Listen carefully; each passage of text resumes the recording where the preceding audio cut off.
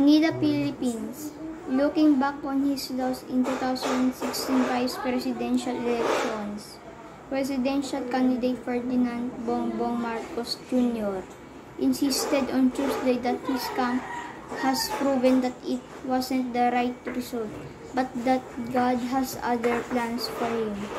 In a press briefing in Cagayan de Oro City, his first since the campaign started, Marcos has asked about his loss to Vice President Leni Robredo and his subsequent election protest, which was eventually junked by the Supreme Court, sitting as the Presidential Electoral Tribunal, PET. It had been his contention that in the early hours of the counting of the votes, he was in the lead.